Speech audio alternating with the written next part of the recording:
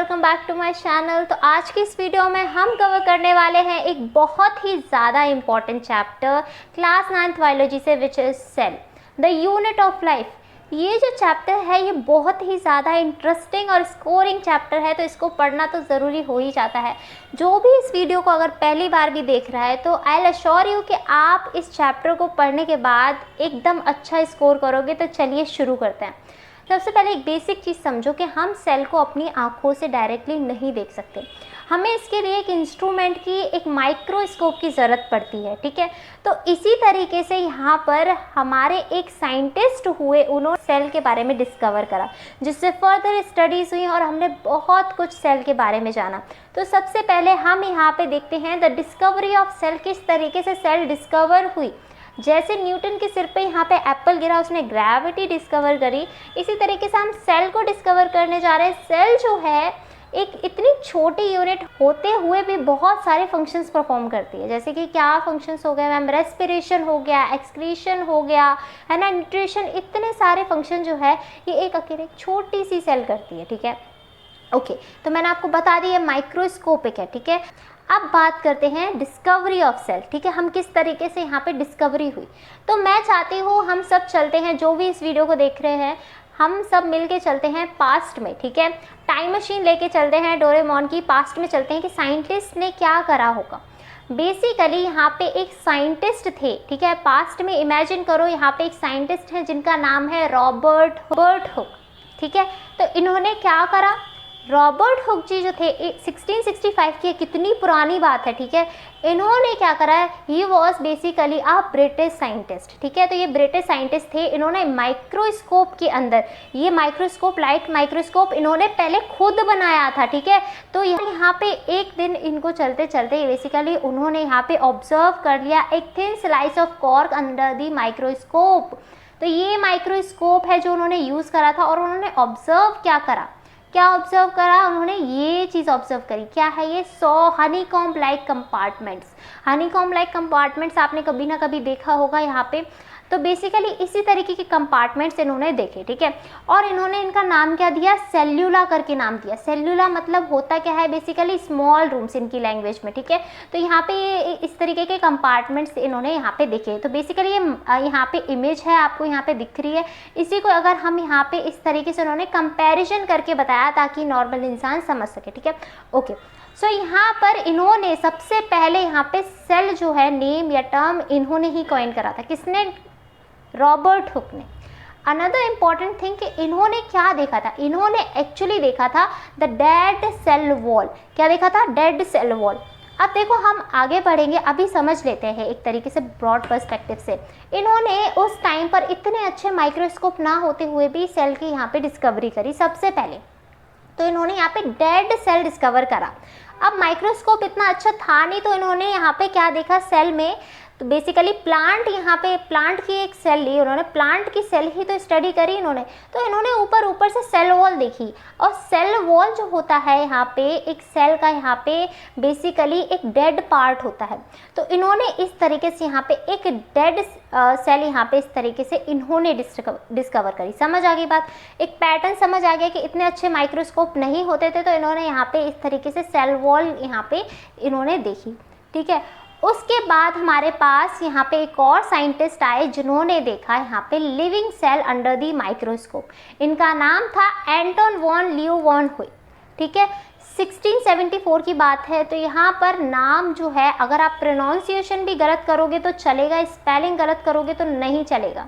ठीक है, अभी आप इसको यहाँ पे एक बार प्रोनाउंस करो मेरे साथ और लिख के भी देखो, एंटोन वॉन लीeuwenhoek। ठीक है, ओके, तो इन्होंने लिविंग सेल को ऑब्जर्व करा। जो मैं चीज़ें बता रही हूँ स्टोरी के फॉर्म में बता रही हूँ, याद रहे अगर एग्जाम में आ जाए कि how Robert Hooke discover cell, तो आप इसको ये सब लिख के आना है। ये जो मैंने कहानी बताई है ना, इसको आपको लिख के आना है। ठीक है, इस तरीके से सारे पॉइंट इंपॉर्टेंट है, इसी को आपको लिख के आना है। देखो अब जो क्वेश्चन भी पूछा जाएगा वो ये पूछा जाएगा कि लिविंग सेल किसने डिस्कवर करी, तो वो इन्होंने ही करी थी, ठीक है, बस इतना बताना है आपको इसमें, है ना। इस तरीके के क्वेश्चन आते हैं। इन्होंने बेसिकली यहाँ पे पॉन्ड के अंदर या तालाब के अंदर से पानी लिया और उसमें से यहाँ पे इन्होंने माइक्रोस्कोप के अंदर यहाँ पे उस टाइम के माइक्रोस्कोप इतने अच्छे नहीं थे, लेकिन इन्होंने अपने हिसाब से उसे थोड़ा सा मॉडर्न करा, थोड़ा सा उसमें डेवलपमेंट करा, फिर देखा इन्होंने, तो उन्होंने देखा कि यहाँ पे सेल जो है वो तो मूव कर रही है, ठीक है। इन्होंने अंदर जो है वो बैक्टीरिया देखे, प्रोटोजोआ देखा, तो इस तरीके से इन्होंने सेल देखी, तो इन्हें लगा कि सेल जो है वो सिर्फ एक जगह नहीं रहती है, मूव भी करती है, तो लिविंग सेल इस तरीके से डिस्कवर करा, ठीक है।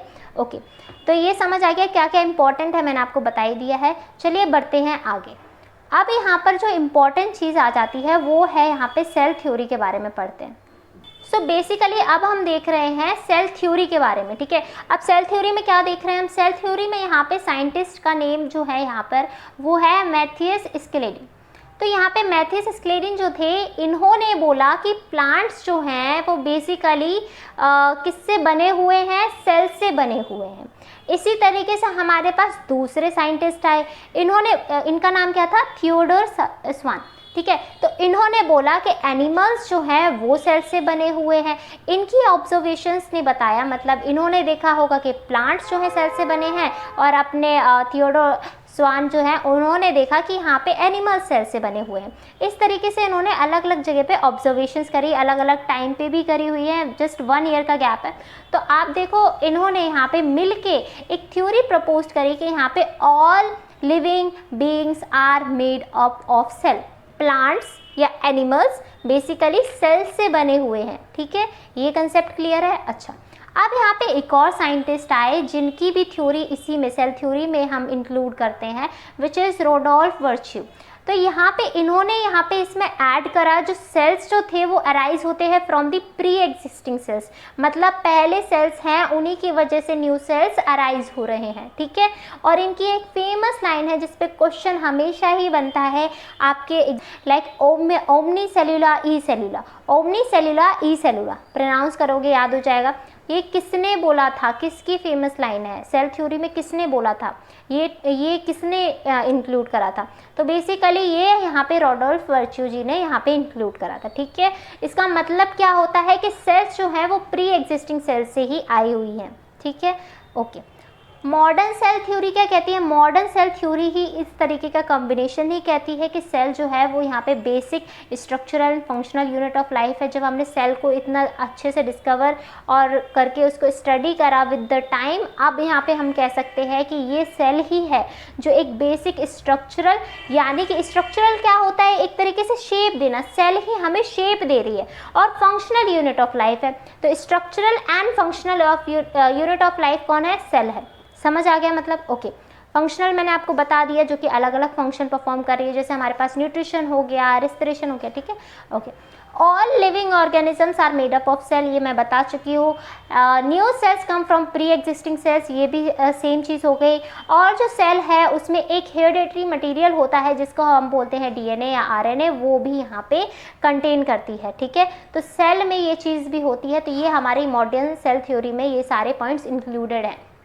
अभी तक हमने कितने साइंटिस्ट पढ़ लिए, रॉबर्ट हुक जिन्होंने डेड सेल डिस्कवर करी थी, है ना, एंटोन वॉन ल्यूवेनहुक जो जिन्होंने यहाँ पे लिविंग सेल को डिस्कवर करा था। उसके बाद हमारे पास आए मैथियस स्क्लेडिन, तो इन्होंने यहाँ पे बेसिकली बोला कि प्लांट्स जो है वो सेल से बने हुए हैं। फिर उसके बाद आए थियोडोर स्वान, इन्होंने बोला कि जो है एनिमल सेल से बने हुए हैं। फिर उधर हमारे पास एक और साइंटिस्ट आए जो कि सेल थ्योरी में अपनी एक न्यूज़ उन्होंने फेमस लाइन अपनी लैंग्वेज में इंक्लूड करा, which is omni cellular E cellular. ये किसने दिया है, रोडोल्फ वर्च्यू ने। मतलब क्या है, all cells arise from the pre existing cells. इतना ही पढ़ा है, कुछ अलग हमने नहीं पढ़ा है, डिटेल में पढ़ा है। याद हो गया? मुझे चाहिए आप कमेंट में मेरे को यहाँ पे लिख के बताओ कि आपको याद हुआ है नहीं हुआ है। कैमरे में उधर साइड अगर जो भी बच्चा ये वीडियो देख रहा है, प्लीज़ आप यहाँ पे इंटरेक्टिव रहो और आप कमेंट में कुछ भी पूछ सकते हो अगर आपको कोई भी चीज़ नहीं समझ आती है तो, ठीक है। आई होप ये चीज़ क्लियर है। अब बढ़ते हैं आगे। ये एक बहुत ही बेसिक कंसेप्ट था कि किस तरीके से सेल्स हमारी बेसिकली डिस्कवर हुई, उसकी डिस्कवरी चली, क्या होती है सेल थ्योरी। अब हम यहाँ पे आ रहे हैं एक्चुअली में सेल है क्या। अब हम पढ़ेंगे कि सेल्स जो होती हैं वो प्रोकैरियोटिक और यूकैरियोटिक भी हो सकते हैं। ये क्या टर्म्स हैं और इस पे एग्जाम में क्वेश्चंस भी आते हैं। फिर हम देखेंगे कि यूनिसेल्युलर भी होते हैं कुछ ऑर्गेनिज्म और मल्टी सेल्युलर भी होते हैं। हम देख रहे हैं ऑर्गेनिजम्स। तो ऑर्गेनिजम्स हमारे यूनिसेल्युलर हो सकते हैं या मल्टी सेल्युलर हो सकते हैं। टर्म से समझ आ रहा है, यूनिसेल्युलर यानी कि एक सिंगल सेल से बना हुआ ऑर्गेनिज्म। एक सिंगल सेल, सोच सकते हो, इमेजिन करके देखो एक बार, आंखों से तो नहीं दिखेगा, माइक्रोस्कोप के अंदर दिखेगा। एक सिंगल सेल ही सारा फंक्शन परफॉर्म कर रही है। वेयर एज मल्टी सेलुलर का अगर मैं आपको एग्जांपल दूँ, जैसे कि ह्यूमन बीइंग्स, अगर आप देखो हम मल्टी सेलुलर हैं, we are made up of more than one cell, ठीक है।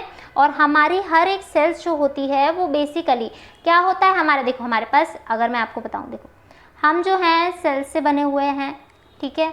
सेल्स बेसिकली किस तरीके से सिस्टम्स वर्क करते हैं, मल्टी सेलुलर की अगर मैं बात करूँ तो ग्रुप ऑफ सेल, जो मैं टर्म बोल रही हूँ इस पर ध्यान रखना, अगर आप नोट करें तो नोट कर सकते हो। देखो ग्रुप ऑफ सेल जो है वो टिश्यू बनाता है। टिश्यू जो होता है बेसिकली यहाँ पे group of tissue which perform a special function, वो होता है हमारा ऑर्गन, ठीक है। देन उसके बाद अगर हम देखें तो ऑर्गन सिस्टम बनता है उससे।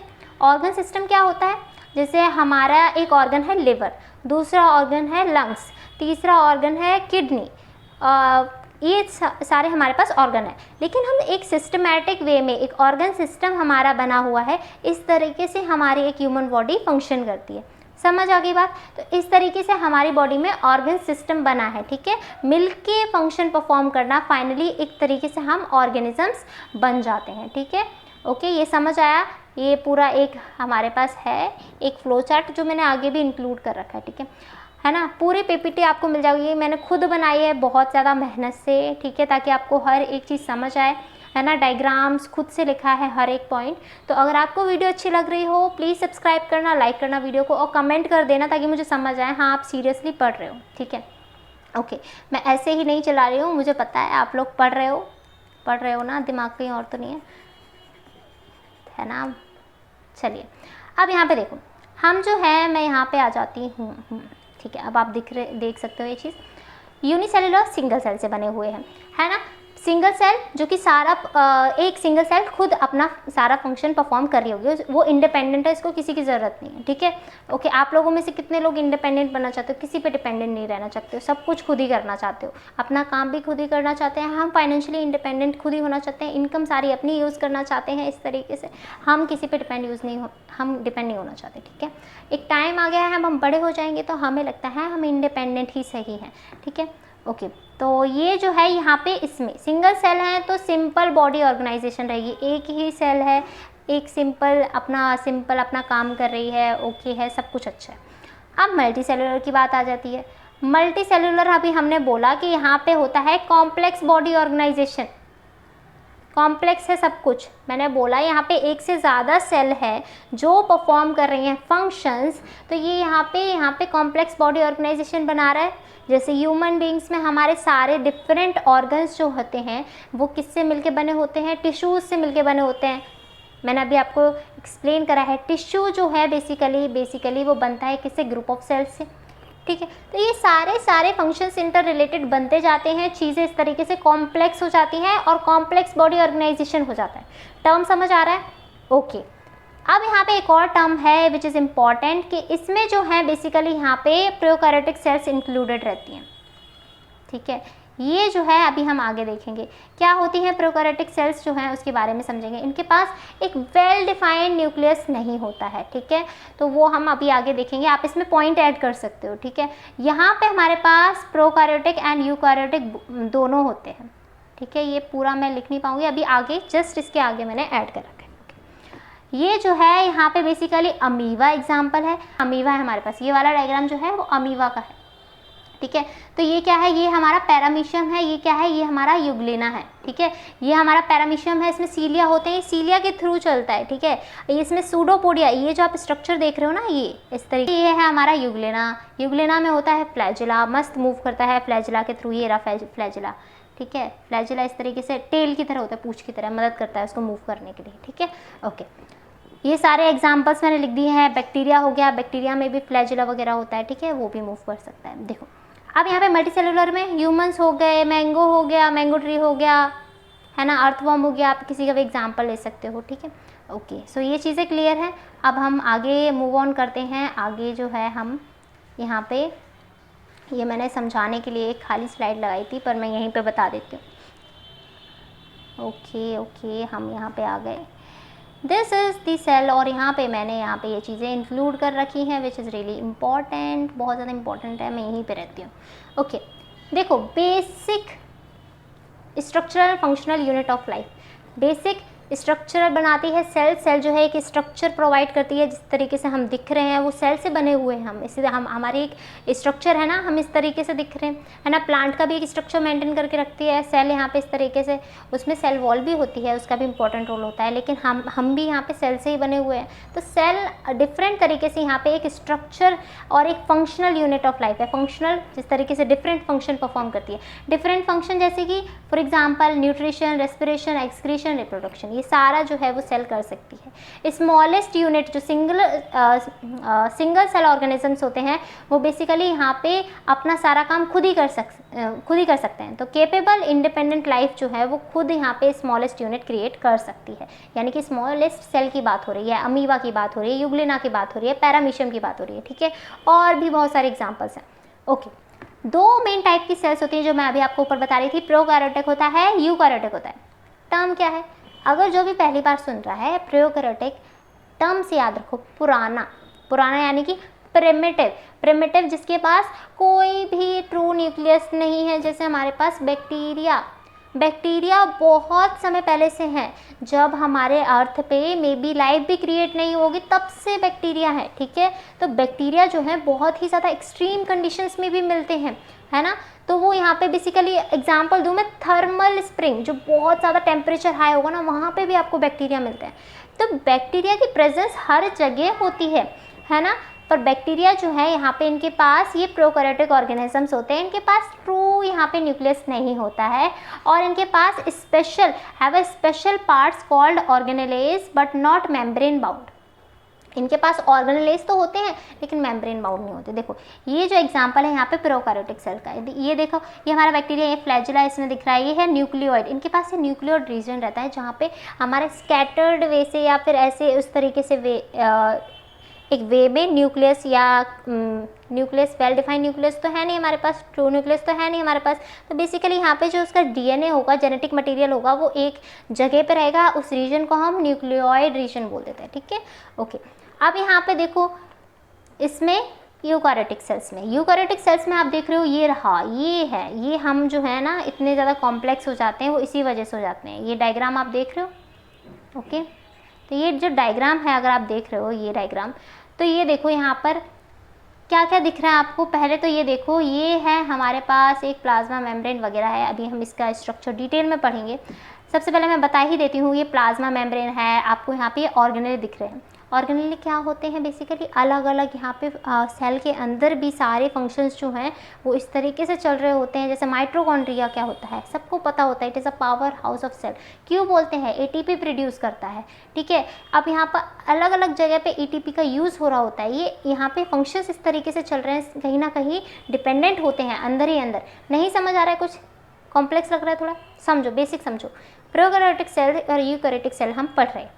प्रोकैरियोटिक सेल्स में यहाँ पे हमारे पास ट्रू न्यूक्लियस नहीं होता है, एक रीजन में होता है जिसको हम न्यूक्लियोइड बोलते हैं। उसके बाद अगर हम बात करें यूकैरियोटिक में, तो यहाँ पे होता है वेल डिफाइंड न्यूक्लियस। ये न्यूक्लियस आपको दिख रहा है, एक सेकेंड, ये न्यूक्लियस आपको दिख रहा है। न्यूक्लियस में आप देखोगे तो ये न्यूक्लियस है न्यूक्लियोलस रीजन, ठीक है। अब न्यूक्लियोलस रीजन जो होता है, यहाँ पे आप देखोगे, इसमें यहाँ पे इस तरीके से कंडेंस फॉर्म में हमारा जेनेटिक मटेरियल यहाँ पे प्रेजेंट होता है ना। यहाँ पे क्रोमैटिन प्रेजेंट होता है। क्रोमैटिन क्या होता है, थ्रेड फॉर्म, मतलब हमारे पास डीएनए इस तरीके से बिखरा हुआ पड़ा है, वो क्रोमैटिन है, ठीक है। ओके, ये आपको दिख रहा है, ठीक है। और हम एक एक ऑर्गेनेल के बारे में डिटेल में अभी आगे पढ़ते हैं। उसके बाद देखते हैं कि यहाँ पे मेम्ब्रेन बाउंड ऑर्गेनेल होते हैं। माइटोकॉन्ड्रिया हो गया हमारे पास, लाइसोसोम हो गया हमारे पास, गोल्गी हो गया हमारे पास, ये सारे मेम्ब्रेन बाउंड ऑर्गेनेल हैं, ठीक है। ओके, ये मैंने आपको बताया सेल्स जो है वो टिश्यू से बनते हैं। टिश्यू जो होता है बेसिकली ग्रुप ऑफ टिश्यू जो कि एक स्पेसिफिक फंक्शंस परफॉर्म करेंगे, ऑर्गन बनाएंगे, ऑर्गन सिस्टम बनता है, देन ऑर्गेनिज्म बनता है। ये पूरी स्लाइड के एक एक लाइन मैंने डिटेल में एक्सप्लेन कर दी है। सेल के बारे में पूछे तो अच्छे से एक्सप्लेन करके आना। सेल के बारे में पूछे बताना, डेफिनेशन बताना, प्रोकैरियोटिक यूकैरियोटिक सेल्स क्या होते हैं वो बताना। उसके बाद यहाँ पे ये वाला फ्लो चार्ट बता देना, ठीक है। उसके बाद अगर रह जाए तो यूनिसेलुलर मल्टीसेलुलर बता देना, एग्जाम्पल भी बता देना, ठीक है। प्रोकैरियोटिक में आप एग्जाम्पल दे सकते हो बैक्टीरिया का, यहाँ पे ये बैक्टीरिया लिखा ही हुआ है ऑलरेडी, और ये यहाँ पे प्लांट और एनिमल्स यूकैरियोटिक में, ठीक है। ये क्लियर है? कुछ भी ऐसा टफ नहीं था ना, इजी था ना? ओके, आगे भी इजी लगेगा। चलिए बढ़ते हैं आगे। आगे हम पढ़ रहे हैं सेल मेम्ब्रेन। ये सेल मेम्ब्रेन आ गई हमारे पास। हम शिफ्ट हो जाते हैं यहाँ पर, ठीक है। ओके, अब देखो सेल मेम्ब्रेन क्या है। सेल मेम्ब्रेन और प्लाज्मा मेम्ब्रेन क्या अलग अलग है? सेम टर्म है, ठीक है ना, सेम टर्म। हम कहीं पे सेल मेम्ब्रेन यूज़ कर सकते हैं, प्लाज्मा मेम्ब्रेन यूज़ कर देते हैं। अब देखो सेल मेम्ब्रेन होती क्या है। ये जो आउटर मोस्ट लेयर आपको दिख रही है ना, ये आउटर मोस्ट लेयर जो कि एक सेल को सराउंड करके रखती है ना, वो होती है प्लाज्मा मेम्ब्रेन। ये आउटर मोस्ट कवरिंग होती है, और सेल को जो बेसिकली हमारा जो सेल है वो बेसिकली आउटर इन्वायरमेंट से हमारे पास इसको सेपरेट करके रखती है। एक सेल जो है वो इस तरीके से मतलब बाउंड्री क्रिएट कर दी, ठीक है, ओके। और जो सेल मेम्ब्रेन जो होती है वो एंट्री और एग्जिट ऑफ मटेरियल पे ही ध्यान देती है। मतलब कहीं ना कहीं सेल मेम्ब्रेन इस तरीके से है कि तुम जो है कौन हो, तुम आ रहे हो अंदर, तुम जा रहे हो, तुम सिलेक्टिवली परमिएबल होती है। कुछ सब्सटेंस को आने देगी, कुछ सब्सटेंस को नहीं आने देगी, मतलब इसका रोल होता है ट्रांसपोर्ट में, ठीक है। तो ये हमारी सेल मेम्ब्रेन है। सेल मेम्ब्रेन में ही एक मॉडल आया था। मॉडल जो है एक फेमस मॉडल हमारा है फ्लूइड मोज़ेक मॉडल, जो है वो हमारा निकोलसन एंड सेंगर ने दिया था 1972 में। इन्होंने यहाँ पे कहा था कि बेसिकली यहाँ पे प्रोटीन्स होते हैं, ये जो आपको दिख रहे हैं, ये जो है यहाँ पे हमारे पास प्रोटीन्स हैं, ये इस तरीके से प्रेजेंट होते हैं। प्लाज्मा मेम्ब्रेन लिपिड बायलेयर होती है इस तरीके से, ये हमारे पास लिपिड बायलेयर होती है, इस तरीके से यहाँ पे स्ट्रक्चर प्रेजेंट होता है। तो इस तरीके से बनाता है। इसमें हाइड्रोफिलिक और हाइड्रोफोबिक पार्ट होता है। अगर आप देखोगे तो इसमें हाइड्रोफोबिक पार्ट जो होता है वो अंदर होता है, हाइड्रोफिलिक जो होता है बाहर होता है। हाइड्रोफिलिक जो होता है वो बेसिकली यहाँ पे बाहर रहता है, तो उसको कोई दिक्कत नहीं है। हाइड्रोफोबिक अंदर छुप छुप के रहता है। टेल उसकी हाइड्रोफोबिक होती है, पानी से डरती है उसकी टेल। तो इस तरीके से ये दो लिपिड दिख रही हैं, तो इसीलिए हम इसे क्या बोल देते हैं, लिपिड बायलेयर है, ठीक है। और यहाँ पे इसमें प्रोटीन्स भी होते हैं, तो हम क्या देते हैं, अरे प्लाज्मा मेम्ब्रेन में प्रोटीन्स भी हैं, लिपिड्स भी हैं, तो ये दोनों से मिलके बनी हुई है, ठीक है। समझ आया? थोड़ा बहुत ही आप समझ लीजिए, इतना इम्पॉर्टेंट नहीं है, लेकिन इम्पॉर्टेंट है टू अंडरस्टैंड कि क्या ये मॉडल है और ये क्या अल्टीमेटली कहना चाहता है। कहना चाहता है कि हमारे पास जो है प्लाज्मा मेम्ब्रेन जो है वो फ्लेक्सिबल होती है, किससे बनी होती है, ऑर्गेनिक मॉलिक्यूल्स जैसे प्रोटीन और लिपिड। तो प्रोटीन लिपिड से बनी हुई है, किस तरीके के यहाँ पे स्ट्रक्चर है ये मैंने अभी आपको एक्सप्लेन करा, ठीक है। It prevents the movement of some other material and therefore called the selectively permeable membrane, ठीक है। तो ये किस चुनिंदा लोगों को ही एंट्री देती है, सिलेक्टिवली परमिएबल है। कुछ हमारी तरह होंगे कि हम सबको अपनी लाइफ में एंट्री नहीं देंगे, हम बहुत सिलेक्टिव पर्सन है, कौन हमारा बेस्ट फ्रेंड बनेगा कौन नहीं बनेगा, है ना। इस तरीके से ही यहाँ पे हमारी सेल मेम्ब्रेन होती है, थोड़ी चूजी होती है, लेकिन हाँ सिलेक्टिवली परमिएबल मेम्ब्रेन है, अपने आप को मेंटेन करके चल रही है ना, सराउंडिंग से इफेक्ट नहीं हो रही है। इसी तरीके से हमें बनना है, मोटिवेशन लेनी चाहिए इससे, ठीक है। तो समझ आया क्या था सेल मेम्ब्रेन, प्लाज्मा मेम्ब्रेन। फटाफट से रिवाइज करें। यहाँ पे आउटर मोस्ट कवरिंग है सेल की, जो यहाँ पे सेपरेट करती है कंटेंट को फ्रॉम द एक्सटर्नल एनवायरनमेंट। पहला पॉइंट क्लियर हो गया। दूसरा पॉइंट क्या है, यहाँ पे आप देखोगे कि यहाँ पे सेल मेम्ब्रेन जो है वो एंट्री और एग्जिट मटेरियल का यहाँ पे देखती है, और यहाँ पे कुछ चुनिंदा ही लोग आ जा पाते हैं, तो ये सिलेक्टिवली परमिएबल मेम्ब्रेन है। ऑल्सो ये यहाँ पे फ्लेक्सिबल होती है, मतलब ऐसा नहीं होती है स्टिफ होती है, सेल वॉल की तरह नहीं है जो प्लांट्स में होती है। ओके, समझ आई बात? हमने 2 पॉइंट्स पढ़ लिए हैं, 3 भी पढ़ लिया है। सिलेक्टिवली परमिएबल होती है। 4th है कि फ्लेक्सिबल है और ऑर्गेनिक मॉलिक्यूल से बनी हुई होती है, जैसे कि हमारे पास प्रोटीन हो गए और लिपिड हो गई। प्रोटीन और लिपिड के बारे में हमें कहाँ से पता चला, तो निकोलसन और यहाँ पे हमारे पास सेंगर ने एक मॉडल दिया था जिसका नाम था फ्लूइड मोज़ेक मॉडल। तो यहाँ पे इन्होंने इस तरीके से एक्सप्लेन करा कि किस तरीके से यहाँ पे अरेंजमेंट होती है, किस तरीके से प्रोटीन्स की अरेंजमेंट होती है। जो प्रोटीन कैरियर्स होते हैं वो यहाँ पे इस तरीके से यहाँ पे आयंस का एक्सचेंज कराते हैं अक्रॉस दी प्लाज्मा मेम्ब्रेन, जिसके थ्रू यहाँ पे सिलेक्टिवली परमिएबल अपने जो सेल की न्यूट्रलिटी स्टेबिलिटी इस तरीके से यहाँ पे मेंटेन रहती है। ठीक है, ओके, समझ आ गई बात। मैंने थोड़ा जल्दी में बोला है, एक्सप्लेन करा है, लेकिन आई होप मैंने 2-3 बार आपको ये सेम चीज़ एक्सप्लेन कर दी है। आप एग्जाम में इसको अच्छे से लिख के आओगे, डायग्राम भी बना के आओगे। ये डायग्राम ज़रूर बना के आना है, ये वाला डायग्राम। ठीक है, ये एक थोड़ा सा आउटर में आप बता देना, थोड़ा न्यूक्लियस का बता देना, और ये 1-2 यहाँ पे ऑर्गेनेल बता देना, और ये एग्जाम में ये डायग्राम ज़रूर बना के आना है। ठीक है, ये लो स्क्रीनशॉट ले लो अगर लेना है तो। ठीक है, okay okay, move on to the next topic which is the diffusion and osmosis. Diffusion क्या होता है? डिफ्यूजन देखो, एज द टर्म डेफिनेशन देखते हैं सबसे पहले। Gaseous exchange take place from a region of higher concentration to the region of lower concentration. Osmosis देखते हैं, the movement of water from a region of higher water concentration through a semi permeable membrane to a region of low water concentration. Definition पढ़ के कुछ भी difference समझ आया? मुझे तो एक डिफरेंस नज़र आया। क्या डिफरेंस नज़र आया? एक टर्म का डिफरेंस समझ आया है। क्या? Semi permeable membrane. हाँ, ये सही बोला माना आपने, सेमी परमिएबल मेम्ब्रेन। दूसरा टर्म समझ आया? दोनों सिमिलैरिटी क्या है कि हाई कंसंट्रेशन से लो कंसंट्रेशन की तरफ मूव होगा यहाँ पे। ठीक है, और डिफरेंस एक और समझ आया कि यहाँ पे गैसियस एक्सचेंज की जब हम बात करेंगे तो वो डिफ्यूजन में होगी। वाटर की बात करेंगे, मूवमेंट ऑफ वाटर की बात करेंगे तो हम ऑस्मोसिस की बात करेंगे। ठीक है, तो ये डेफिनेशन मैंने आपको इसीलिए पढ़ाई कि आप कभी उल्टा ना करके आओ इन दोनों ही डेफिनेशन में। मूवमेंट हो रही है from higher to lower concentration, दोनों में ही डिफरेंस कहाँ है? ऑस्मोसिस में मूवमेंट ऑफ वाटर हो रहा है through a semi permeable membrane. Diffusion में क्या हो रहा है? यहाँ पे गैसियस एक्सचेंज हो रहा है। कोई भी यहाँ पे मेम्ब्रेन, परमिएबल मेम्ब्रेन का कोई सीन नहीं है। ठीक है, लेकिन ऑस्मोसिस में है। ठीक है, यहाँ पे मैंने यहाँ पे लिख भी रखा है कि गैसियस एक्सचेंज की बात होगी तो डिफ्यूजन की बात होगी, लिक्विड एक्सचेंज की बात होगी तो ऑस्मोसिस की बात होगी। ठीक है, ओके। डिफ्यूजन में आप देख रहे हो किस तरीके से यहाँ पे जो सॉल्यूट पार्टिकल हैं वो यहाँ पे मूव कर रहे हैं। सॉल्यूट क्या होता है? आप टर्म समझते हो? सॉल्यूट क्या होता है? नहीं समझते हो? देखो, सॉल्यूट क्या होता है, आपने जैसे सॉल्यूशन बनाया, शुगर सॉल्यूशन मान लो सपोज, अगर हम एक कप ले रहे हैं तो यहाँ पे मैंने बोला शुगर सॉल्यूशन बनाइए, तो आप उसमें वाटर डालोगे और आप यहाँ शुगर डालोगे। शुगर जो होगा वो यहाँ पे एक्ट करेगा एज अ सॉल्यूट, और जो पानी है वो एक्ट करेगा एज अ सॉल्वेंट। तो टोटल मिलके हमारा एक सॉल्यूशन बन जाएगा। ठीक है, ये केमिस्ट्री में आप पढ़ोगे बेसिक टर्म्स, लेकिन फिलहाल के लिए जो भी बच्चों को नहीं समझ आता सॉल्यूट क्या होता है तो समझ के आप, जो हम शुगर सॉल्यूशन में एग्जांपल के थ्रू समझा रही हूँ मैं, ज़रूरी नहीं है हर जगह आप शुगर मॉलिक्यूल्स डालो, शुगर ही सॉल्यूट है इन शुगर सॉल्यूशन। ठीक है, और यहाँ पे पानी जो है वो सॉल्वेंट है। ठीक है, ओके। तो यहाँ पर ये सारे सॉल्यूट के पार्टिकल्स हैं, इस तरीके से मूव कर रहे हैं थ्रू द डिफ्यूजन। ये कैसी कंसंट्रेशन है मॉलिक्यूल्स की? यहाँ पे कंसंट्रेशन कैसी है? यहाँ पे आपको क्या दिख रहा है? हायर कंसंट्रेशन दिख रहा है। किसका? मॉलिक्यूल्स का। इन्हें हम मॉलिक्यूल्स बोल रहे हैं, हमें नहीं पता ये क्या कौन से सॉल्यूट्स हैं। ठीक है, ओके। तो to the region of lower concentration. अच्छा, ओस्मोसिस में क्या दिख रहा है? आप ओस्मोसिस में देखोगे तो ओस्मोसिस में दिख रहा है आपको यहाँ पे इस तरीके से, यहाँ पे हमारे पास बेसिकली एक हमारे पास सेमी परमिएबल मेम्ब्रेन लगा दी गई है। इस तरीके से यहाँ पे मूवमेंट हो रहा है हमारे पास। अब मूवमेंट किस तरीके से हो रहा है? इसमें सेम यहाँ पे एग्जाम्पल दिया रखा है लगभग जो मैंने अभी आपको समझाया, कि यहाँ पे दिया रखा है कि आपके पास जो है वो पानी की कंसंट्रेशन कम है, पानी की कंसंट्रेशन कम है, शुगर की ज़्यादा है। तो शुगर की ज़्यादा कंसंट्रेशन है तो ऑब्वियस सी बात है वो यहाँ पे मूव करेगा।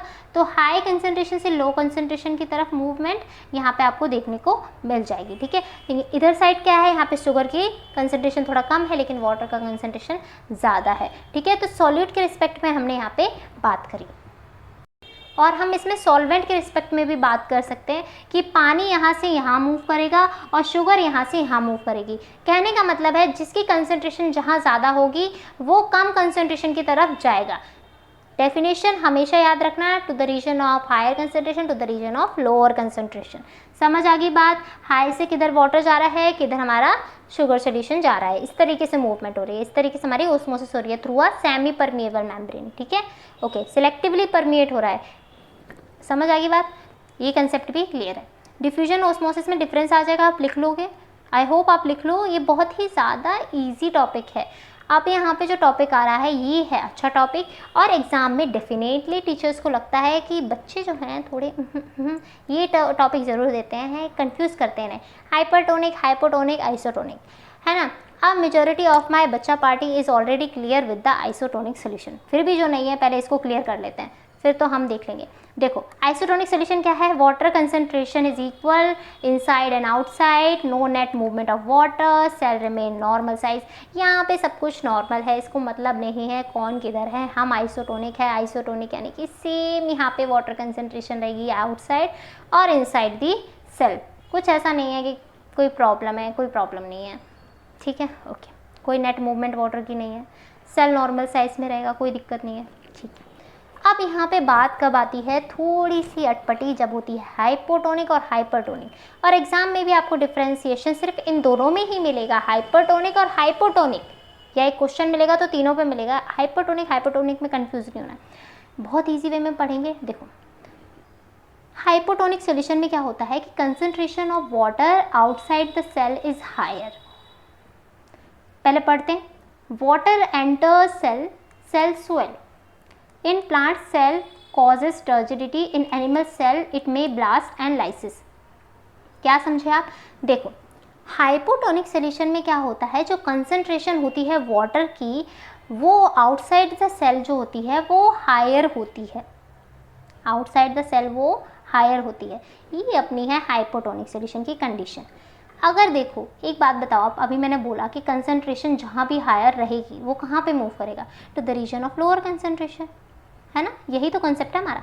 तो हाई कंसंट्रेशन यहाँ पे तो ये अंदर मूव करा, अंदर मूव करा भाई, अंदर मूव करा, अंदर यहाँ पे हमारे पास बेसिकली अब क्या हुआ, जितना अंदर ज़्यादा एंटर करता जाएगा करता जाएगा करता जाएगा तो क्या होगा, एक टाइम के बाद जो हमारी सेल जो होगी वो स्वेल हो जाएगी, गुब्बारा बन जाएगी ऐसे इस तरीके से, है ना। ज़्यादा हवा भरोगे तो वो फूट जाएगा गुब्बारा, इस तरीके से हमारा जो है बलून लाइक एग्जाम्पल आप इसको याद कर सकते हो कि हमने ज़्यादा उसमें एयर ब्लो करा तो वो बर्स्ट हो जाएगा इस तरीके से।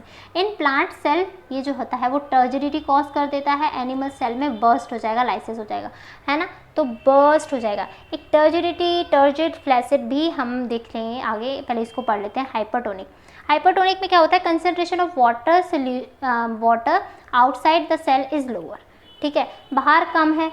अब बाहर जब कंसंट्रेशन कम है तो क्या होगा, वाटर अंदर से बाहर जाएगा, अंदर से बाहर जाएगा तो सेल क्या हो जाएगा, अंदर क्या हुआ, सिकुड़ जाएगा, सिकुड़ जाएगा, श्रिंक हो जाएगा, ठीक है, श्रिंक हो जाएगा अंदर का सेल।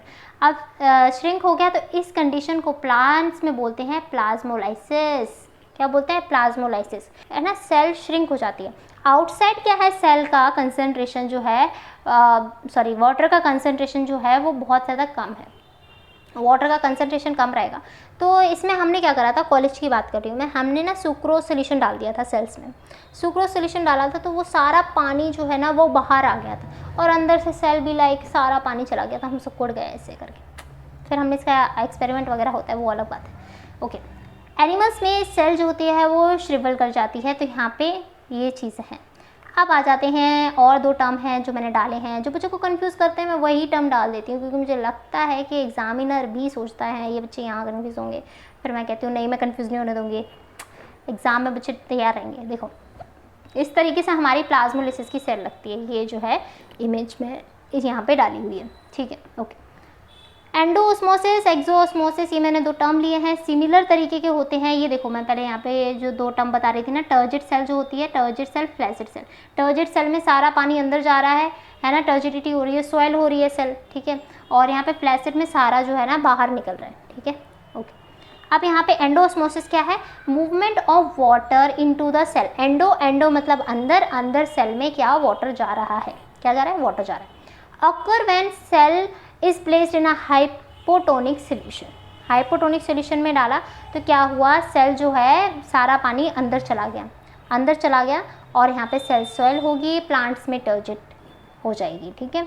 हाइपरटोनिक सोल्यूशन में क्या होगा, हाइपरटोनिक सोल्यूशन में सारा पानी बाहर आ जाएगा, सेल के बाहर आ जाएगा कि पानी नहीं भाई पानी, ठीक है, region of higher concentration to the lower concentration. जब बाहर ही यहाँ पे मूवमेंट इसीलिए हो रही है क्योंकि बाहर यहाँ पे कंसंट्रेशन पानी की कम है, ठीक है। तो सेल श्रिंक कर गया, प्लाज्मोलिसिस हो गया, है ना। कुछ बच्चे अभी भी कंफ्यूज होंगे, एक जस्ट थोड़ा सा रिकैप ले लो, थोड़ा सा आगे कंफ्यूज नहीं हो गए, क्या बाहर जा रहा है क्या अंदर हो रहा है। देखो क्या करा हमने, दूसरे कलर से हम इसको करते हैं तो आपको आइडिया अच्छे से लगेगा।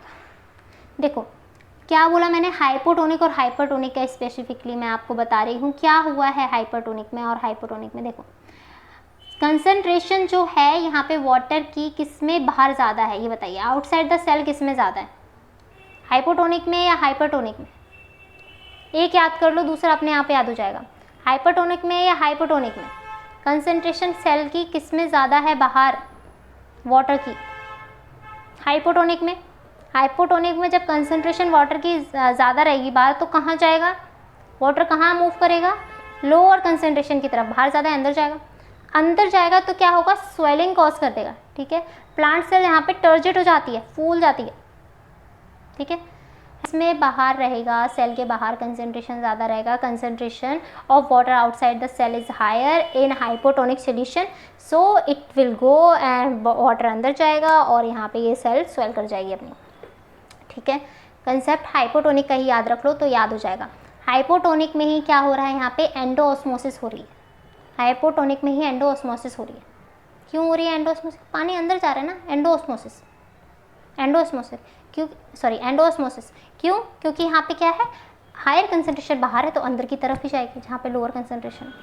ये कंसेप्ट बच्चे भूल जाते हैं, नहीं भूलना है। किसमें बाहर ज़्यादा कंसंट्रेशन है, हाइपोटोनिक में, और कंसेप्ट क्या पढ़ा है, हायर से लोअर जाना है।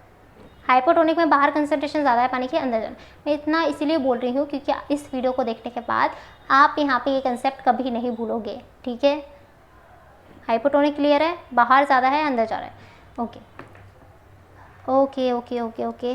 देखो एग्ज़ाम में ना आप कंफ्यूज हो जाओगे, इसलिए मैं अभी आपसे ज़्यादा बाहर थोड़ी मेहनत करवा रही हूँ, okay. Cell wall, cell wall, cell wall, plasma membrane, ये दो डिफरेंस एग्जाम में आते हैं। टीचर को लगता है बच्चों को नहीं पता क्या डिफरेंस होता है, और पॉइंट्स की बारी आएगी लिखने के लिए, जब हम एग्जाम में जाएंगे तो हमें याद नहीं आएगा यार क्या डिफरेंस है, एक दो तो याद है बाकी का याद नहीं है। देखो सबसे पहला डिफरेंस तो हमें ये पता है, क्या पता है हमें, सबसे पहला डिफरेंस तो हमें ये पता है कि जो है सेल वॉल प्लांट्स में मिलती है, प्लाज्मा मेम्ब्रेन हमारे पास यहाँ पे सारे ऑर्गेनिजम्स में मिलती है लगभग, ठीक है। सेल वॉल जो है हमारे पास outermost rigid non living covering होती है प्लांट सेल की। रॉबर्ट हुक ने यही देखा था, हमारे पास सेल वॉल ही देखी थी, क्या है, नॉन लिविंग कवरिंग है हमारे पास प्लांट सेल की। और यहाँ पे प्लाज्मा मेम्ब्रेन एक थिन फ्लेक्सिबल कवरिंग है जो कि सारी ही सेल्स में प्रेजेंट होता है, और सारी ही सेल में, ठीक है, ओके। देन उसके बाद ही है सेल वॉल जो है वो हमारी सेल्यूलोज से बनी हुई होती है। प्लाज्मा मेम्ब्रेन जो होती है हमारी बेसिकली प्रोटीन्स और लिपिड से बनी हुई होती है। फ्लूइड मोज़ेक मॉडल ने इसको बताया था, हमने इसको अच्छे से डिस्क्राइब भी कर लिया है, पढ़ लिया है, याद भी कर लिया है। आई होप आपको समझ आया हो जब मैंने एक्सप्लेन करा था। इसीलिए एक्सप्लेन करा था क्योंकि जब आप ये पॉइंट्स लिखोगे तो आपको वो चीज़ समझ आए, आप उसको हमेशा लिख पाओ कि प्लांट, देखो सेल वॉल सेल्यूलोज से बनी हुई है, तो ये किससे बनी हुई है, ये बच्चे भूल जाते हैं। प्रोटीन्स और लिपिड से बनी हुई है, लिपिड बाइलेयर लिख दोगे और अच्छा है, ब्रैकेट में फ्लूइड मोज़ेक मॉडल लिख दोगे और अच्छा है। नहीं लिख पाओगे तो बेसिक तो आने ही चाहिए, वो हम लिख देंगे प्रोटीन्स एंड बाइलेयर लिपिड, ठीक है, ओके। देन उसके बाद ये क्या है, प्लाज्मा मेम्ब्रेन सेमी परमिएबल है, सिलेक्टिव, यहाँ पे चीज़ों को ही ये यहाँ पे एंट्री देती है, ओके। और ये जो है यहाँ पे फुल्ली परमिएबल है, कोई भी आ सकता है, allow substance to pass freely, कोई भी आ सकता है। ये है कंट्रोल करता है गैसियस एक्सचेंज, सॉरी ये कंट्रोल करता है एक्सचेंज ऑफ मटेरियल्स जैसे ओस्मोसिस और डिफ्यूजन। गैसियस भी हो सकता है और यहाँ पे हमारे पास लिक्विड भी हो सकता है, liquid substance, movement of water जो हमने ऊपर पढ़ा, तो दोनों ही हो सकते हैं, ऐसा एक नहीं है कि गैसियस ही होगा, वो हमारे पास लिक्विड यानी कि वाटर भी हो सकता है, ओके। क्या पॉइंट्स बोले, याद करो मेरे साथ, क्या मैंने बोला। प्लाज्मा मेम्ब्रेन सारी ही सेल्स में प्रेजेंट है, सेल वॉल सिर्फ प्लांट सेल्स में ही प्रेजेंट है। सेल वॉल जो है सेल्यूलोज की बनी हुई है, प्लाज्मा मेम्ब्रेन हमारे पास लिपिड और प्रोटीन प्लस लिपिड बाइलेयर की बनी हुई है। प्लाज्मा मेम्ब्रेन हमारे पास सिलेक्टिवली परमिएबल होती है और सेल वॉल जो है हमारे पास फुल्ली परमिएबल होती है, ठीक है, क्लियर। 3 पॉइंट्स याद होने, 3 पॉइंट्स याद कर लो, बहुत है, ठीक है, ओके। और हाँ एक और पॉइंट्स मिस हो गया कि ये जो है शेप, प्रोटेक्शन और सपोर्ट प्रोवाइड करती है। से प्रोटेक्शन सपोर्ट प्रोवाइड करती है। इसी के कॉन्ट्रास्ट में आप लिख सकते हो कि यहाँ पे ये कंट्रोल करता है exchange of materials through the osmosis and diffusion. ठीक है, ये सारी चीज़ें आप मेंशन करोगे। ये पॉइंट्स याद हो गए ना? अभी 3 के 3 पॉइंट्स याद होने चाहिए आपको सबको। मैंने 2 बार बोला है यहाँ पे, आई होप आपको समझ आया होगा। ओके, देन हम बात करेंगे न्यूक्लियस की। आप न्यूक्लियस की बात कर रहे हैं, न्यूक्लियस क्या है, क्या आप समझते हो? बट बेसिकली न्यूक्लियस बहुत ही ज़्यादा इंपॉर्टेंट पार्ट है सेल का। न्यूक्लियस बेसिकली अगर इसका स्ट्रक्चर देखोगे आप, इस स्ट्रक्चर में देखोगे it is surrounded by double nuclear membrane, है ना? एक न्यूक्लियर मेम्ब्रेन होती है, डबल मेम्ब्रेन होती है। Okay, with the pores. क्या बोल रहे हो मैम आप? देखो इस तरीके के यहाँ पे ये लेयर आपको दिख रही है, दिस इज द लेयर है। यहाँ पे ये जो है, यहाँ पे 2 आपको इस तरीके से डबल ये दिख रहा है, ये तो ये मैंने ज़्यादा ही थिक है थोड़ा, तो डबल है। प्लस आप यहाँ पे बीच में जो देख रहे होगे, इसको मैं हटा देती हूँ, इरेज कर देती हूँ, सो दैट आप यहाँ पे न्यूक्लियर पोर देख पाओ। अच्छा, न्यूक्लियर पोर क्या होता है ये बताइए। न्यूक्लियर पोर जो होता है यहाँ पे सब्सटेंस इन एंड आउट करने में मदद करता है। ठीक है, ऑल्सो यहाँ पे देखो इसमें और क्या क्या होता है, ये टर्म जो है ना आने वाले थोड़ी कंफ्यूजिंग है। न्यूक्लियोप्लाज्म, ये देखो न्यूक्लियोप्लाज्म क्या होता है। न्यूक्लियोप्लाज्म जितना भी अंदर का कंटेंट होता है वो हमारा न्यूक्लियोप्लाज्म होता है। इस तरीके से यहाँ पे न्यूक्लियोप्लाज्म होता है। ठीक है, ओके, सो यहाँ पे हमारे पास न्यूक्लियोप्लाज्म है। ये सारा जो जिसमें सारा मटेरियल है उसको हम बोल देते हैं न्यूक्लियोप्लाज्म। न्यूक्लियोप्लाज्म अगर आप देखोगे इसमें क्या होता है, क्रोमेटिन यहाँ पे पड़े हुए होते हैं। क्रोमेटिन क्या होता है? क्रोमेटिन एक बेसिकली लूजली यहाँ पे हमारे पास डीएनए पड़ा हुआ है इस तरीके से। तो इस तरीके से हमारे पास ये क्रोमेटिन है जिसमें डीएनए और प्रोटीन यहाँ पे प्रेजेंट होते हैं। ठीक है, न्यूक्लियोलस, न्यूक्लियोलस यहाँ पे अगर आप देखोगे, दिस इज द न्यूक्लियोलस, आप देखोगे ये जो है हमारा न्यूक्लियोलस रीजन होता है। ठीक है, और यहाँ पे इसके साथ ही ये आप क्या देख रहे हो, this is the endoplasmic reticulum. Endoplasmic reticulum यहाँ पे स्मूथ हो सकता है, रफ हो सकता है, हम आगे बात करेंगे। इसमें यहाँ पे ये पॉइंट्स आपको क्या दिख रहे हैं, ये राइबोसोम्स होते हैं। ठीक है, फिलहाल हम न्यूक्लियस की बात करें तो हम यहाँ पे देख रहे हैं न्यूक्लियोप्लाज्म देखा हमने, इसमें क्रोमेटिन है, यहाँ पे न्यूक्लियोलस रीजन होता है इसमें। उसके बाद यहाँ पे न्यूक्लियर पोर होता है, सब्सटेंस इन एंड आउट करने में मदद करता है। उसके बाद हमारे पास न्यूक्लियर एनवेलप होता है इस तरीके से, जो कि यहाँ पे एक प्रोटेक्ट करने का काम करता है। तो न्यूक्लियोलस जो होता है वो राइबोसोम्स बनाने में मदद करता है ना। उसके बाद अगर हम इसके फंक्शंस देखें तो ये सारे ही सेल एक्टिविटीज़ को जो है यही कंट्रोल करता है। It's like a brain. ठीक है, ब्रेन होता नहीं है, लिख के नहीं आता है, लेकिन इट्स लाइक अ ब्रेन कि वो सारी ही एक्टिविटीज़ यहाँ पे कंट्रोल कर रहा है कहीं ना कहीं। सो कंट्रोल्स ऑल सेल एक्टिविटीज़, है ना। स्टोर जेनेटिक इन्फॉर्मेशन जैसे कि डीएनए, तो डीएनए किसके अंदर है, यहाँ पे हमें दिख रहा है, ये इसके अंदर ही तो है। किसके अंदर है? न्यूक्लियस के अंदर, सॉरी न्यूक्लियस के अंदर क्या है हमारे पास? जेनेटिक मटेरियल, डीएनए हो गया। ठीक है, regulate cell division and promote protein synthesis. Cell division में मदद करता है, प्रोटीन सिंथेसिस में मदद करता है न्यूक्लियस। क्या मैंने बोला, क्या रिवाइज करने की आवश्यकता है इसमें, नेसेसरी है सब कुछ? देखो आई होप मैंने अब ये बता दिया है, इसमें ज़्यादा हम टाइम वेस्ट नहीं करते हैं, है ना।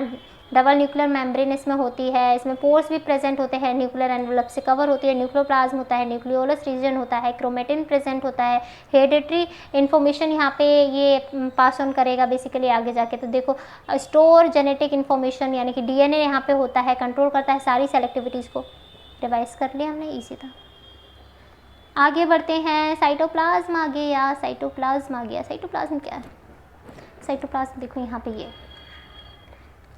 एक सेकेंड, साइटोप्लाज्म साइटोप्लाज्म, एक सेकेंड, हमारा सेल का स्ट्रक्चर कहाँ गया? सेल का स्ट्रक्चर कहाँ गया भाई हमारा?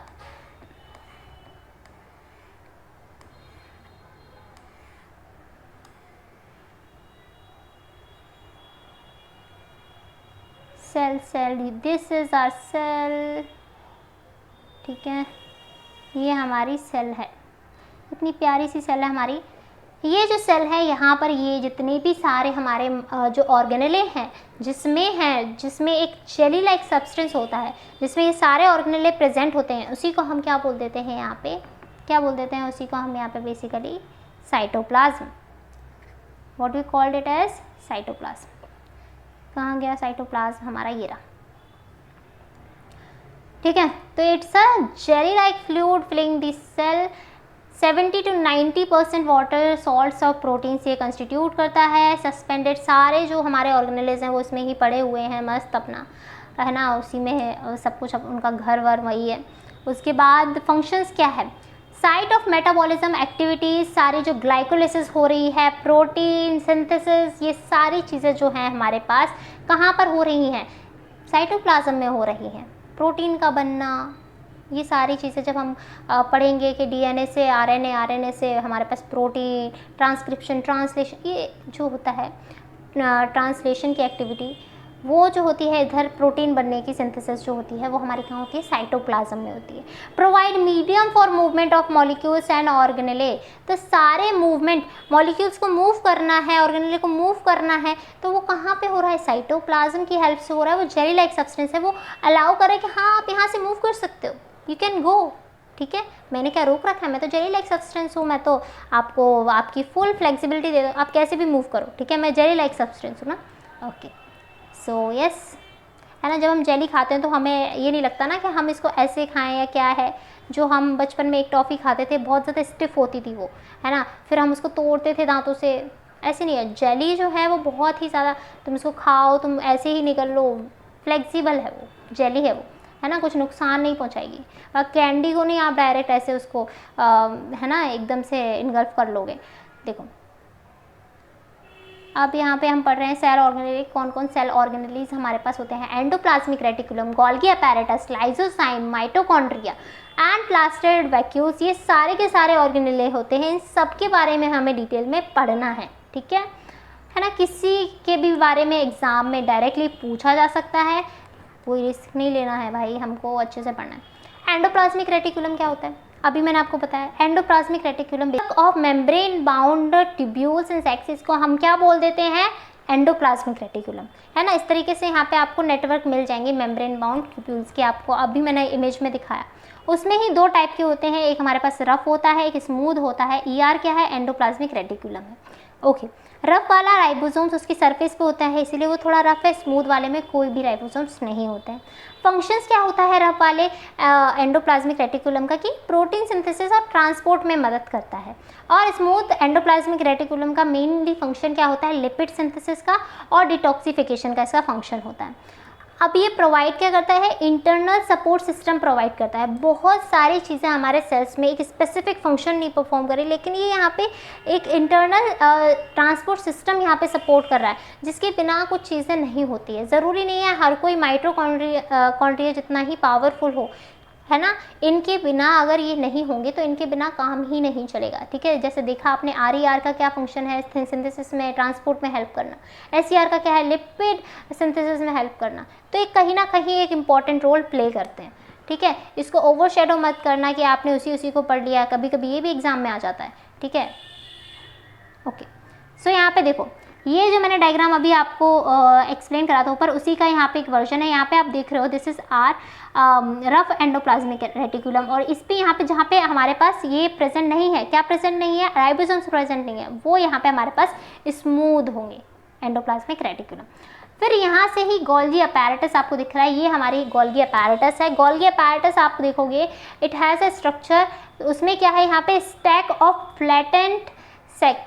तो यहाँ पे हमारे पास देखो, यहाँ पे क्या प्रेजेंट होते हैं, यहाँ पे हमारे पास सिस्टरने प्रेजेंट होते हैं। यहाँ पे सिस्टरने इस तरीके से यहाँ पे प्रेजेंट होते हैं। बेसिकली यहाँ पे इंक्रीज करते हैं सरफेस एरिया, उससे अच्छे से यहाँ पे क्या फंक्शन ये परफॉर्म करता है, मॉडिफाई करता है, सॉर्ट करता है, packaging of proteins and lipids उसमें हेल्प करता है बेसिकली मॉडिफाई करने में।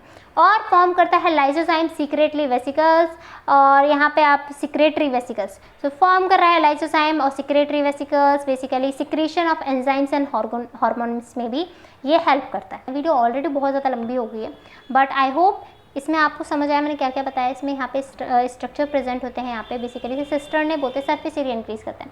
इसमें जो सराउंडेड बाय स्मॉल वेसिकल्स से ये सराउंडेड होते हैं, आप देख रहे हो ये वेसिकल्स ही प्रेजेंट है यहाँ पे, है ना। ये इधर मॉडिफाई करता है, स्टोर करता है, पैकेज करता है प्रोटीन और लिपिड को। ये सारे इसके अलग अलग फंक्शंस हैं जो कि हमने देख लिए हैं, ठीक है। लाइसोजाइम, लाइसोजाइम, लाइसोजाइम, एक क्वेश्चन बहुत ही ज़्यादा फेमस है, इसको क्यों सुसाइडल बैग बोलते हैं, हर बार एग्जाम में दे देता है। पहले यहाँ पे लाइसोजाइम देखते हैं। लाइसोजाइम देखो एक स्मॉल स्फेरिकल वेसिकल होता है, सिंगल मेम्ब्रेन होता है, filled with hydrolytic enzymes. Hydrolytic enzymes होता है, तो इसका फंक्शन ही है ये डाइजेस्ट करता है ओल्ड ऑर्गेनेले को, वेस्ट को, फॉरेन पार्टिकल्स को। ये यहाँ पे क्या है, डाइजेस्ट करता है जितने भी यहाँ पे ऑर्गेनेले होंगे जो ओल्ड हो जाएंगे। भाई ओल्ड हो गए, वेस्ट हो गए, अब उसका कोई काम ही नहीं है, जगह घेरे हुए सेल में, तो क्या करेगा लाइसोजाइम, इसको डाइजेस्ट कर लेगा, है ना। हर किसी का फंक्शन है important. Okay, helps in defence against pathogens. Pathogens आ रहा है, उसके डिफेंस में यहाँ पे खड़ा हो जाता है कि भाई तुम कैसे आए, बीमारी कॉज करने आए हो, सेल को नुकसान पहुँचाने आए हो, तो ये डिफेंस में खड़ा हो जाता है इस तरीके से। सुसाइडल बैग इसे बोला जाता है। व्हेन सेल इज डैमेज्ड, तो ये यहाँ पे क्या कर लेता है, बेसिकली अपनी ही सेल को यहाँ पे डाइजेस्ट कर लेता है, तो इसीलिए इसको सुसाइडल बैग बोला जाता है। ठीक है, लाइसोजाइम अच्छे से समझ आ गया होगा, इसके सारे इंपॉर्टेंट कंसेप्ट मैंने बता दिया है। अब हम बढ़ते हैं आगे, अगला हमारा कौन सा ऑर्गेनेले है। So we have now mitochondria which is really important and it is the power house of the cell. So mitochondria में बेसिकली इसका स्ट्रक्चर बहुत ज़्यादा इंपॉर्टेंट है। मैंने यहाँ पे एक इसकी माइक्रोस्कोपिक, इलेक्ट्रॉन माइक्रोस्कोपिक इमेज भी लगाई है। तो यहाँ पे देखो, आप सबसे पहले स्ट्रक्चर देखोगे तो इसका डबल मेम्ब्रेन बाउंड ऑर्गेनेले है। ये बेसिकली 2 लेयर होती है, आउटर एंड इनर। ठीक है, अब आउटर जो होती है वो स्मूथ होती है, इनर जो होती है हमारी फोल्डेड होती है। ठीक है, अब इसी फोल्डेड स्ट्रक्चर में हमारे पास यहाँ पे क्रिस्टे होते हैं। तो बेसिकली यहाँ पे inner folding of like inner membrane की जो फोल्डिंग है उसी स्ट्रक्चर को हम ये क्रिस्टे बोल देते हैं।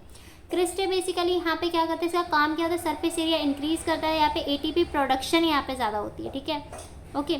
सो बेसिकली यहाँ पे matrix inside contains enzyme, DNA, ribosomes. So basically यहाँ पे जो मैट्रिक्स यहाँ पे प्रेजेंट होता है इसमें, उसमें यहाँ पे एंजाइम्स प्रेजेंट होता है, इसका डीएनए भी प्रेजेंट होता है, इसका राइबोसोम्स भी प्रेजेंट होता है। राइबोसोम्स है तो यहाँ पे प्रोटीन्स भी बन जाते हैं। तो यहाँ पे क्या क्या फंक्शन होता है इसका बेसिकली, तो माइटोकॉन्ड्रिया का मेनली फंक्शन जो है वो है यहाँ पे एटीपी प्रोडक्शन ये कराता है।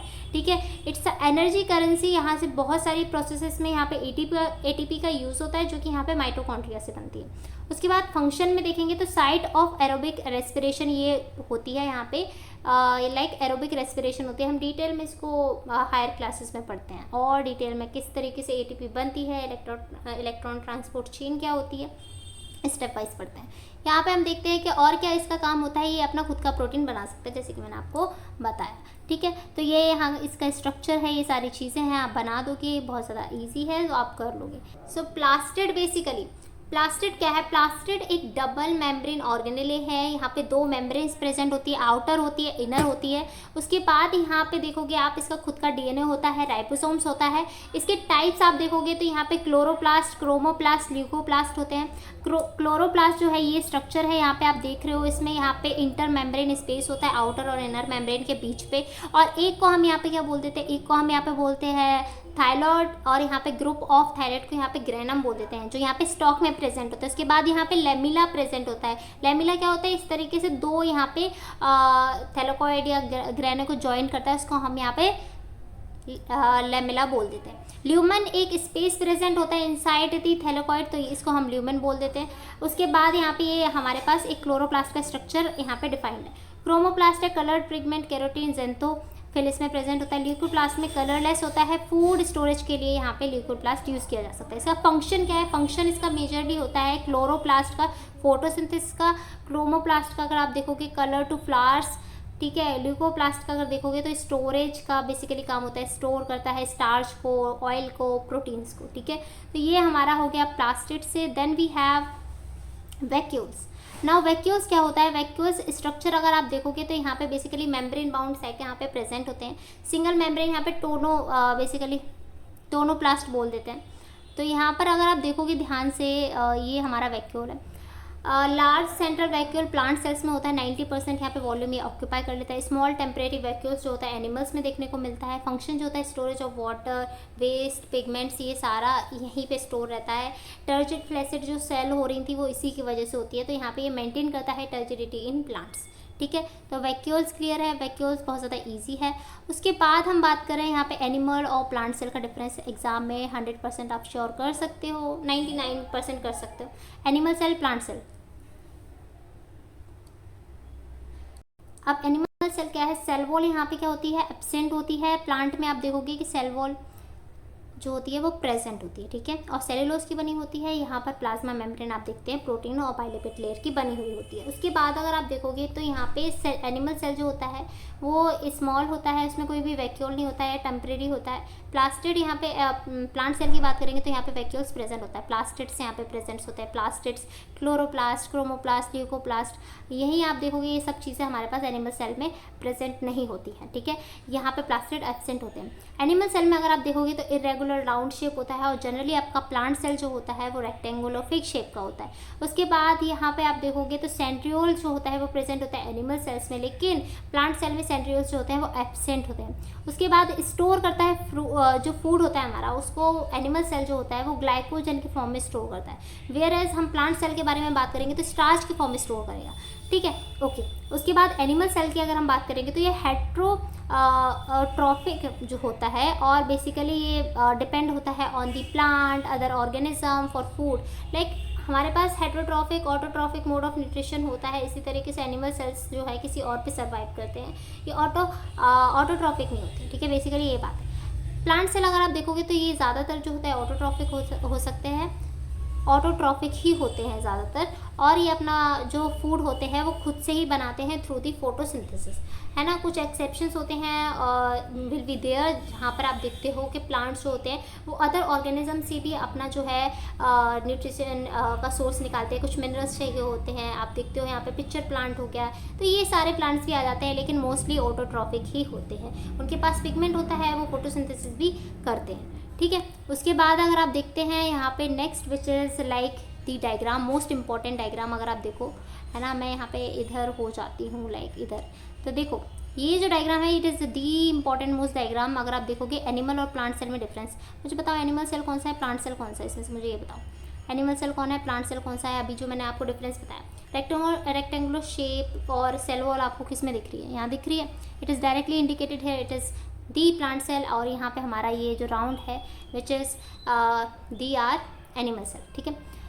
तो यहाँ पे इस तरीके से पूरा एक माइंड मैप है, इसमें क्या फंक्शन होता है। लाइक न्यूक्लियस में डिफरेंट हमारे पास स्ट्रक्चर्स होते हैं, न्यूक्लियर एनवलप उसका क्या काम होता है, क्रोमेटिन क्या होता है, ये सारी चीज़ें डिटेल में यहाँ पे मेंशन की गई हैं। कुछ एक्स्ट्रा साइटोस्केलेटन वगैरह जो अभी मैं बता रही थी, इधर आपको माइक्रोट्यूब्यूल, सेंट्रोसोम्स, ये सारा पढ़ने का ज़रूरत नहीं है, लेकिन इसमें मैंशनड है विच इज़ रियली इंपॉर्टेंट।